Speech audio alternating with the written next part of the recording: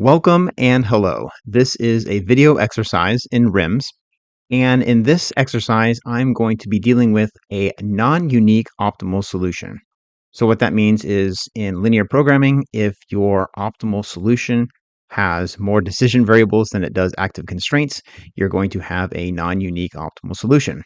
And that could be fine, or it could be a problem. And I'll show you in this example how it could be a problem and then also how to fix it. Also, as a way of introduction for this particular example problem, I want to show you my schematic diagram. What we're going to be doing here is have an inflow into our network, and then we're going to have an outflow as well. The nodes 1, 2, 3, and 4 are all labeled. And then we also are going to have two demands, demand at farm 1 and a demand at farm 2. So based on these demands and the node labels, I'm going to have the following decision variables and variables. So I1, for instance, is actually a state variable. We know what the inflow is going to be. We'll make that up. But then the other four variables you see here in black bold, like C12, C13, C24, and O2 represent the decision variables. And the linear program algorithm is going to decide how the flows get routed through this network. Now, if we introduce the actual demands and priorities, we see that down here. Demand for both farms is 5 CFS, or whatever units you want to make up. We'll pretend it's CFS. And then the priority for both the farms is both 1. So they both have the same priority, which means they have the same allocation and the same preference to that water. Well, what happens when we have less than 10 CFS of inflow? What happens? If we have more than 10, then both farms get their full allotment of 5 CFS each. Anything else goes downstream through the outflow. But if we only had, say, 2 CFS of water, would it all go to one farm, all go to the other farm? Would it be equally split? How do you control that in a situation where the priority is the same and your model uses linear programming? And spoiler alert, the short answer for the math nerds out there is you add another active constraint so that your decision variables 2 equal your active constraints 2. But we'll get into that a little bit later. So what we have on the screen here is the WRIMS interface, and we're going to start from scratch. So I'm going to bring my project directory up into view here. Here it is. And then to add a project to the WRIMS, I'm going to go right click, new project. All right, here I'll go general project and then next. Then I'll give it a name. I'm going to call it E3 non-unique optimality, and then uncheck this checkbox. I want to include the path now into that text box down below for location, which is right here. So this is my project directory, and then go ahead and click on finish. Okay. All right. Unless I expand this out, this was my prep, so I'm just going to delete this and okay. Continue. All right. So there is that. I don't have anything in here right now, so let's go ahead and create our launch file. So to do that, I'm going to go right click and then run configuration. Next, I'll click on Russell/RIMS2, and then I can go right click new for a new configuration. All right, let me resize this. At the top, I'm going to give it a name. So we'll just call it E3 launch for exercise 3. Study name, I'll call it E3 launch. And then, yeah, I'm just going to skip down here to the main Russell file. Here, I'm going to put this in a run directory and just call it main.wresl for Russell. Down below that, I'm going to have my decision variable DSS file. It's going to be in the DSS directory, decision variable.dss. And then same thing for the state variables. I'll put it in a DSS directory. It'll be called state variable.dss. Okay, so for part A, I'm going to call that project. That's the part A of the decision variable. And then for part F of the state variable, that will be called state. Okay, I'm not sure if I needed it or not, but I'm going to also type in the word or paste in the word init. I'm going to use a 12-month simulation. It's going to just be for the water year 1922. So the start date is fine. For the end date, I'm going to select 1922. Everything else there is good to go. So I'll click apply. And I think that finished. Let me go ahead and just check. Oh, wait, no, I need to do one more thing. I need to save that launch file to the project directory. So if you haven't done this already, you're going to go back to the run configuration. Let's select the configuration we were working on, E3, right here. And then in this far right tab, common, click that, and then click on shared. Let me resize this here. Click on Browse then, and this is the one project or one configuration that we have in place. Okay, so apply. Okay, cool. Now it popped up in my project directory over here. So the .project and now the launch file. I'm going to go ahead and close this for now. We'll return later when we need to run it. Next, what I'm going to do is set up my project directories. So here is my project directory as I want to use it for this particular exercise. Similar to exercise 2, but a little bit different. I simplified it a little bit. As you already saw, we have these two files already in the project directory. In the DSS directory, I want it to contain these two files, which we've already referenced. We've also referenced the main Russell file, but we need to create that as well as a system directory I'm going to put inside the run directory with these system files. I'm not going to include a specific file for diversions, and then also I'm going to put all my constraints into one specific directory. I'm not going to divide the constraints up into different types and hence different files. Let's go ahead and add the files and folders that we saw in that structure. Here are the two files from before. All right, so let's add a directory for DSS, new folder DSS, and then also new folder run. Okay, within the DSS folder, I'm going to create a couple files. First is for decision variables. So I'm going to go new text document. I'm going to call this dv.dss. Okay. And then I'm just going to make a copy of that. It's a little bit faster. Rename it and call it sv.dss. Okay, so that's ready to go. Up a level, and then now into the run directory, I'm going to create the main Russell file first. So just call it main.wresl. And let's make a copy of that and then rename this to ARCS channels. Okay, so I off camera finished up and made all these files ready to go. They are all brand new, empty files, 0 kilobytes. All right, so now let's start with the DSS data. So I'm going to go back up to DSS and then open up DSS view for me to quickly and easily edit the state variables. All right, I've got DSS view up on screen now. I'm going to go File and then Open, and then navigate to that project, which is right here, DSS. Here is the decision variable.dss file, no paths. That's fine. We're going to be returning to this file when we look at the results, but I just wanted to open that up as well. Here is the sv.dss file. And what we want to do is start off by adding the demand. Yeah, let's add the demand for farm 1 and farm 2. So I'm going to go up to data, manual time series. This is how you add a time series data set to DSS. All right, here I'm going to just paste in a path name I had prepared and hit tab, and it parses out into the individual parts. Project AW_F1, that's the applied water to farm 1. Applied water is part C here. 1 month is the time step, and state is part E, or F, I'm sorry. Yeah. All right. So we want to start this at the beginning of the simulation, which is going to be 31 October 1921. Okay. The start time, I'm going to say, is 2400 hours. Units, CFS, and then type is going to be period average. That looks good. Now down here for the values, remember this is in CFS for the farm 1 demand. I'm just going to go ahead and type in 5 for each month. I think I went 1 month over, but that's probably all right too. Save, and then no. Okay, I'm going to basically create a duplicate of this time series data set, but instead of farm 1, it's going to be for farm 2. So we'll type in F2, hit tab. It updates the full path name at the top here, and then click OK.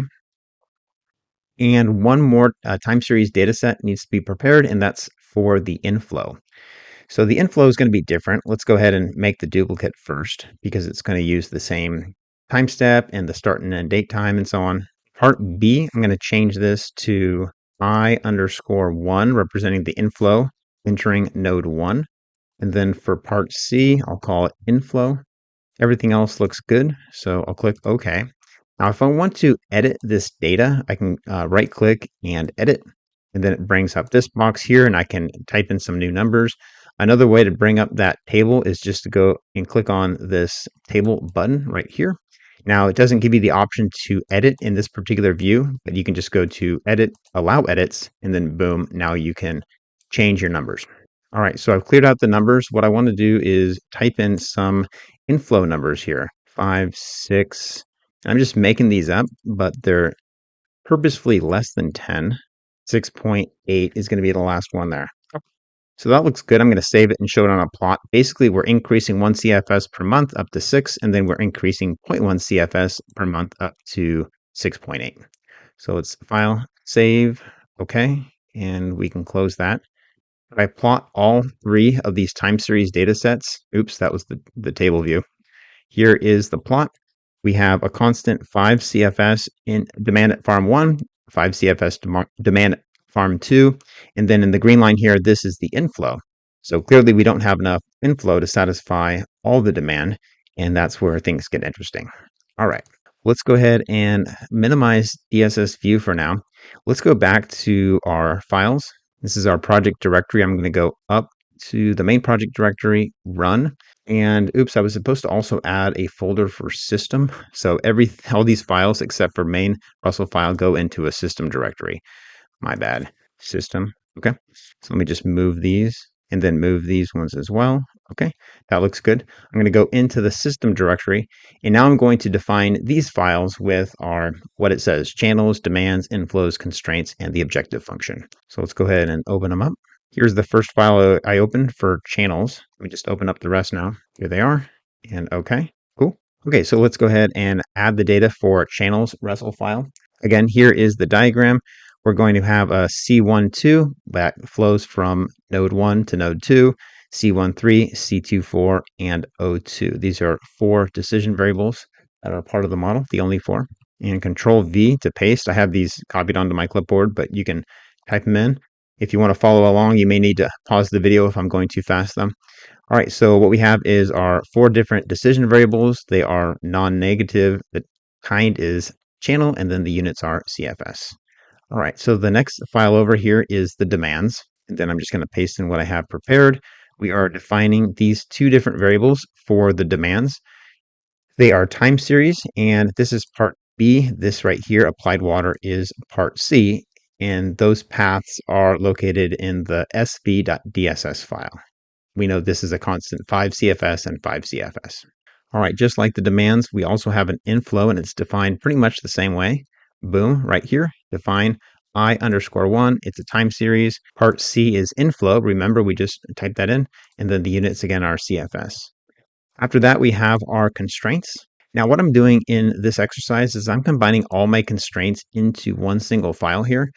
I mean, it's only 7 lines of code, 4 lines of executable code, and I really don't think this requires more than one file.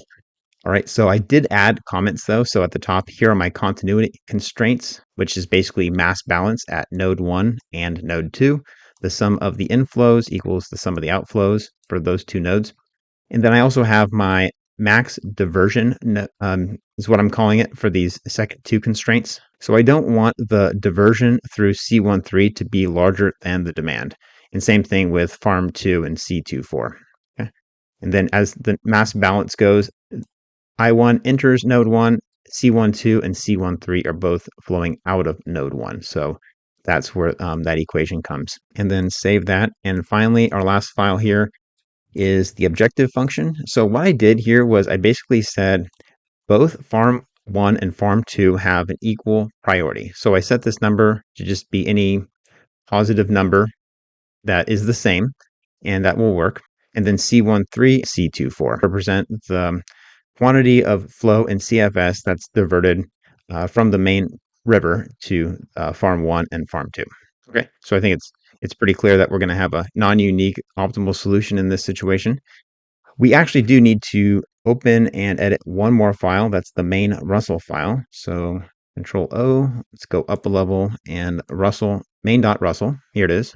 And then I'm going to paste in what I have here for my main.russell file prepared. It is going to be just one cycle, and the model is going to be called base. It's going to go first. It's the only model to run here, only cycle. And then here are the files that we are including in this main Russell file using the include command. So these should all look familiar because those are the files we just created and edited. Okay, so I'm going to go ahead and hit save. I'm going to bring up my WRIMS again. I'm going to come down here to my launch file and then right click, run as, and then E3 launch. Okay, so that was quick. It says it ran in 1 second. Let's go ahead and look at our DSS data, our decision variables, and see what sort of results we came up with. I'm going to click on dv.dss for the actual results, then view and refresh catalog. All right, cool. So we have our results here.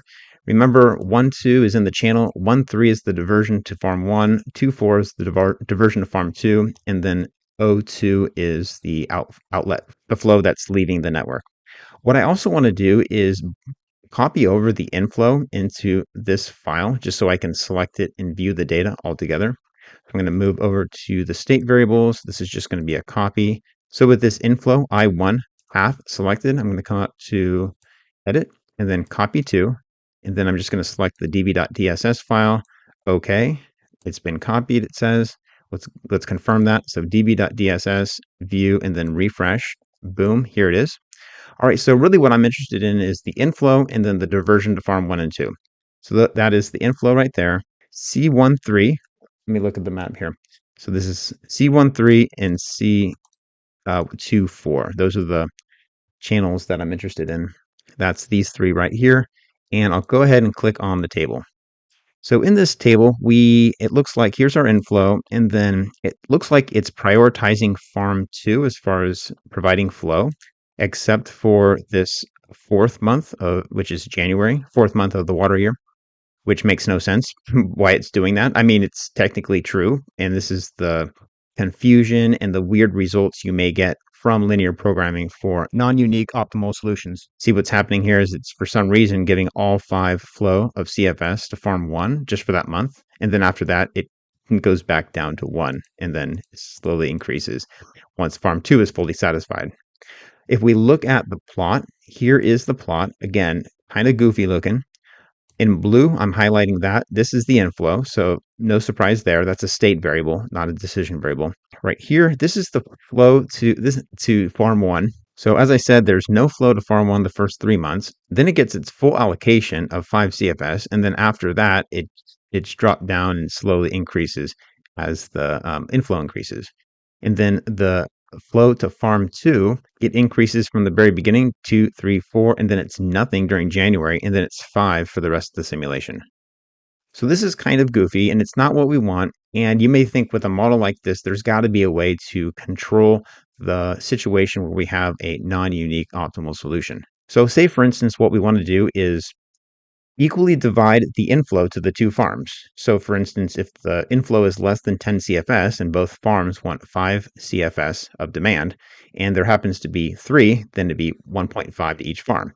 If it's 5 for the inflow, it's 2.5 to each farm, and so on. So let's go ahead and do that. I'm going to go ahead and minimize DSS view. As I mentioned earlier, what you want to do is add a constraint that is active. And to do that, we're going to go to our constraints file, which is right here. And then down below, I'm just going to paste in a new constraint, which says equal diversion. So here's the typical constraint keyword goal. I'm naming it equal div f1, f2. And what I'm doing is I'm basically saying the difference is equal to 0. So there should not be any difference. This is a hard constraint. It's not a soft constraint where there's some sort of penalty involved, although that would work as well. Let's go ahead and see what happens with this constraint. So I'm going to go ahead and save it, and then we're going to go back to WRIMS. Let me just go ahead and clear this out, and then launch, right click, run as E3 launch. All right, let's go ahead and return to our decision variables now. I'm going to go up to view and then refresh the catalog, and then highlight the same paths that I did previously, which is I1, C13, and C24. And then let's look at the table data first. All right, very cool. This is what I expected. It's the same inflow, but now 1.1, 1.5, 1.5, 2.2, 2.5, 2.5. So we do have an equal sharing of the inflow between the 2 farms because they have the same priority. And that second active constraint that we just added, it made that enforcement real. All right, so as before, here is the blue inflow. This time, both the red line for farm 1 and the green line for farm 2 equal half of that inflow. All right, so one more scenario that I wanted to introduce just to kind of mix things up is, say, for instance, farm 1 and farm 2 both have equal priority. However, we wanted to split the flow maybe 2 to 1 as a ratio. So for instance, if there was 3 CFS of inflow, farm 1 gets 1 CFS and farm 2 gets 2. So that proportion continues. Let's go ahead and see what we would have to do there. So I'm going to go back to my constraints file, and I'm just going to go ahead and keep the name the same, even though I could probably name it something else. I'm going to say this is 1:2 farm 1 farm 2, and then diversion. And then down here in the equation, I'm just going to go 2 times flow to farm 1 equals the flow to farm 2. Okay, let's see what that does. So I'm going to click save, and then let's minimize that. Back to RIMS, right click on launch, run as, and then launch.